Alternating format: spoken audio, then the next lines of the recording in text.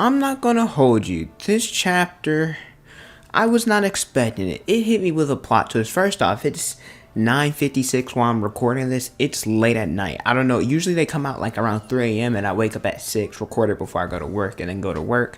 But we have a chapter now, so I was like, okay, I'm gonna read it. I'm in my friend's room reading it, and then I'm like, okay, and then I'm like, okay. Was not expecting what happened at the end of the chapter, which we'll talk about towards the end. And there's gonna be a video coming out, I think, either tomorrow or Saturday, talking about my gripes, or the gripes the community has with Wano. And what happened at the end of the chapter is what I talked about a little bit, so it's going to kind of contradict each other, but I did make that video beforehand. But this is One Piece chapter 1042. It's titled Winter Shouldn't Need Rationalizations. The cover page, it is with Pudding. She got her revenge after hitting, I believe it's Niji and Ichiji, or it might be Niji and Yonji, one of the two. But she got her revenge, and they closed the book, and now they're taking them back to Whole Cake Island. But we don't give a fuck about the cover page. Let's get on with what happened in the chapter. The chapter starts off with the member of CP0 who was in charge, or got the call from the 5 elders that he has to take out Straw Hat Luffy. And well, we saw X-Drake get up after last chapter, and this chapter X-Drake stabs him in the chest, or through the chest, along those lines. And he's like, hey Drake, what are you doing? And Drake's like, hey, I'm following my own sense of justice. He talked about how admirable it is. He shaves, hit him with a pistol finger, and then he shaves again. So Drake is, I guess we could say, down for the count. However, he did get a decent hit and a decent blow in on CP0. Not going to dwell on too long, but we did cut to the Flower Capital. They were just launching the lanterns into the sky, nothing more, nothing less. We cut back to Kaido, and there was this one panel with Kaido versus Luffy where it looked like Luffy was in his boundman form, and it didn't really make sense because in the last chapter he switched to snakeman. I mean, in this chapter it showcases that Luffy can switch to snakeman and boundman like it's nothing, but I kind of find it weird. I don't know if it's that specific panel that was an error, or Luffy actually did switch to boundman. I don't know, but he's fighting Kaido, and Kaido makes mention of how, hey, Luffy's rubber, how is his jet culverin, how is it bending like it shouldn't do that? And Kaido's like, man, stop doing this, it hurts. And he's like, it hurts. So then he switched to his flirty drunk face, and we learned that Kaido can see into the future. So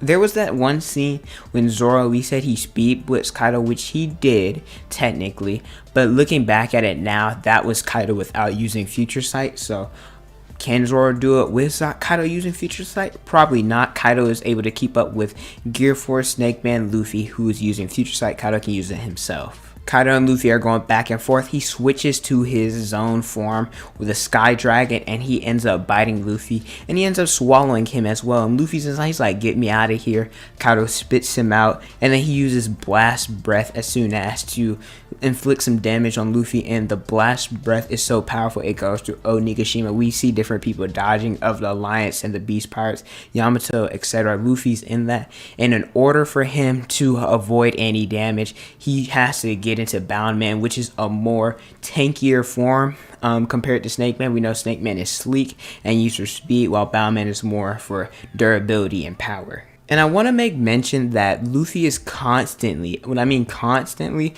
reiterating that this is his last Gear Force, this is his last, this is his last. And like I said in my last review, if this is his last, I don't think Kaido's going down. He used this against Dofi, Cracker, and Katakuri. Luffy has to do something more for Yonko.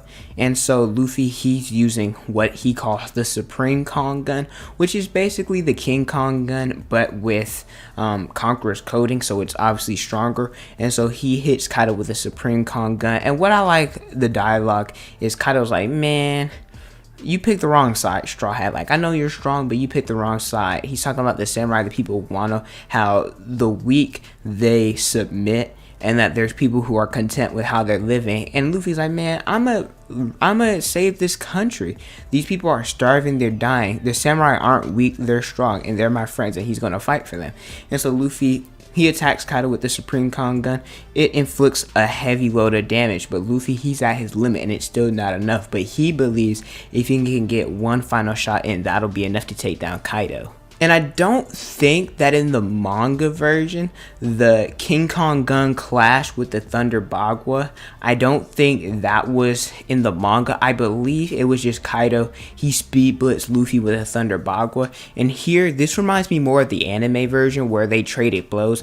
After the Supreme Kong gun, Kaido switches to his hybrid and he uses a roaring Thunder Bagua and he speed blitzed Luffy. And then Luffy, as he got hit, he's more durable, has, experienced the Thunder Bagua. So even though it hurts a lot, Luffy, he doesn't get knocked out immediately. And he almost gets out of his Gear 4 form. However, he holds in the air. He's like, no, I can't pass out yet. I have to land one final attack. And this makes me really think that if what didn't happen in a little bit, could Luffy have taken Kaido down in that one attack? Maybe we won't know.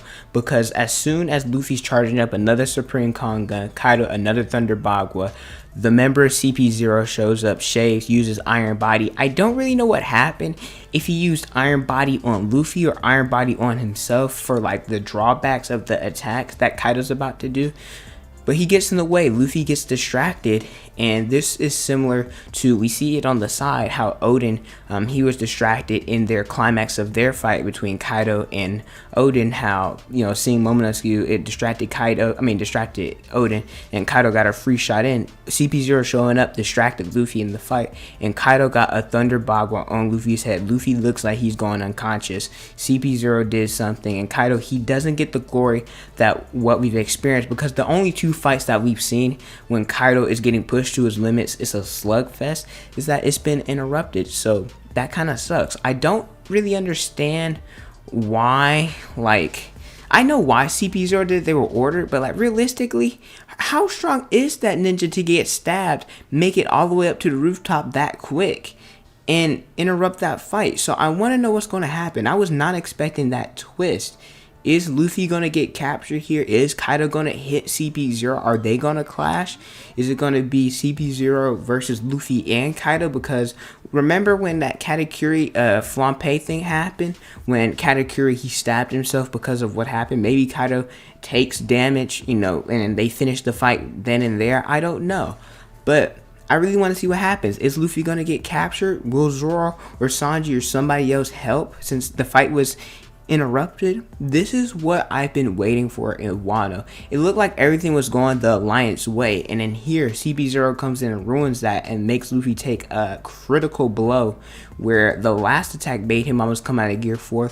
So this one might do the same thing. I don't know, but I am really excited, and this was a phenomenal chapter. I give it a 10 out of 10, and there's no break next week. You would have thought with something like this, Oda would have saved this for a break week to leave us on the edge of our seats, but he didn't, and I'm very happy about that. But it's official. Luffy has complete control over his Gear 4 form. He can switch between boundman and snakeman like it's nothing. And I like the way that he incorporates the attacks in order to, move in and out with snakeman, and for better offensive power, he uses boundman. And it's really interesting that Kaido can use future sight, because we don't really see many people using it. We only seen Rayleigh, Luffy, and Katakuri using it. So seeing Kaido, it's expected. He's the strongest creature, so I'm pretty happy about that it's not completely broken, that Kaido can use it. He was just saving it for when the fight got interesting. But thank you guys so much for watching. Don't forget to like, comment, and subscribe. Let me know how you guys feel about this chapter and what do you think is going to happen next week. I'm very excited. Don't forget to like, comment, subscribe. I'm pretty sure I said that already. Hit the notification bell so you guys never miss out on a new video. Follow me on Instagram, Twitter, and Snapchat. It's on the screen in the description below. Thank you guys so much for watching, and don't forget to unleash your potential.